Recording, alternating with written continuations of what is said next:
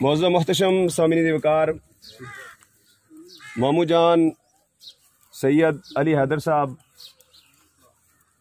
جیسا کہ علامہ سید عامر شاہ صاحب نے فرمایا، کسی تعارف کے محتاج نہیں ہیں،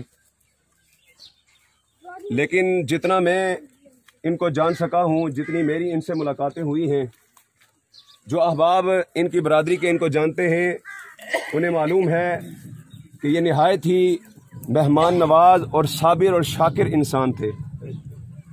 زندگی کا ایک لمبا عرصہ بیماری کے اندر گزرا، لیکن اس کے باوجود کبھی بھی ان کی زبان پر کوئی شکوہ نہیں آیا۔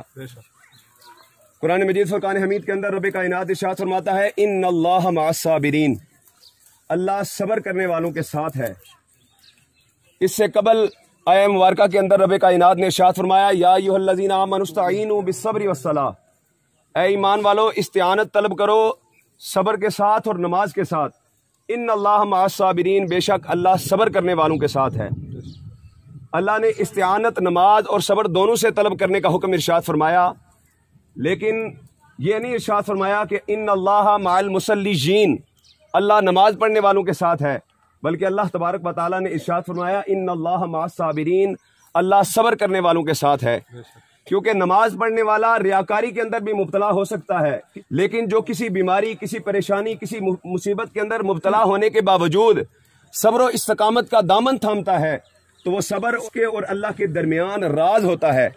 اور جب اللہ تبارک و تعالیٰ کی عطا کی ہوئی دی ہوئی مصیبت پر بندہ صبر کرتا ہے، استقامت کا دامن تھامتا ہے، تو پھر اس مرتبے پر پہنچتا ہے کہ اللہ تبارک و تعالیٰ ارشاد فرماتا ہے، ان اللہ مع الصابرین، اے فرشتوں اس شخص نے صبر کیا ہے، زندگی کے ہر امتحان کے اندر میں اس کے ساتھ ہوں۔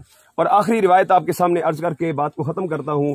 میرے آقا کریم صلی اللہ علیہ وسلم نے ارشاد فرمایا، بروز محشر ایک شخص کو لایا جائے گا جس نے اپنی ساری زندگی عیش و عشرت کے اندر گزاری ہوگی، کبھی زندگی کے اندر کوئی پریشانی، کوئی تکلیف اس نے نہیں دیکھی ہوگی، ساری زندگی دنیاوی ریاکاری اور تکبر کے اندر، عیش و عشرت کے اندر گزاری ہوگی۔ اسے اللہ تبارک و تعالیٰ حکم دے گا کہ ایک مرتبہ صرف جہنم کے اندر ایک مرتبہ ڈالا جائے اور اسے واپس باہر نکالا جائے۔ ایک مرتبہ اس شخص کو جہنم کے اندر ڈال کر واپس باہر نکالا جائے گا تو اس کا چہرہ بالکل سیاہ ہو جائے گا، اور ایک جہنم کے غوطے کے سبب جب اس سے نکالنے کے بعد پوچھا جائے گا کہ بتا تو نے دنیا کے اندر کوئی عیش و عشرت دیکھی ہے، تو وہ قسم اٹھا کے کہے گا کہ میں نے دنیا کے اندر کوئی عیش و عشرت نہیں دیکھی ہے۔ اس قدر جہنم کا عذاب جو ہے وہ اذیت ناک ہوگا۔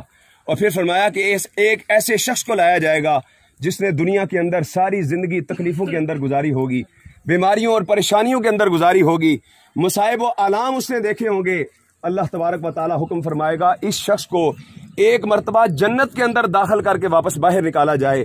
مفسرین فرماتے ہیں جب اس کو جنت کے اندر داخل کر کے واپس باہر نکالا جائے گا تو اس شخص کا چہرہ 14ویں کے چاند کی طرح روشن ہو جائے گا۔ اللہ تبارک و تعالیٰ صبر و استقامت کا دامن تھامنے والے کو اس طرح قیامت والے دن انعام عطا فرمائے گا، اور انشاءاللہ اللہ تبارک و تعالیٰ ان کو بھی داخل جنت فرمائے گا۔ اللہ تبارک و تعالیٰ لاحقین کو صبر جمیل عطا فرمائے۔ وآخر دعوانا ان الحمد للہ۔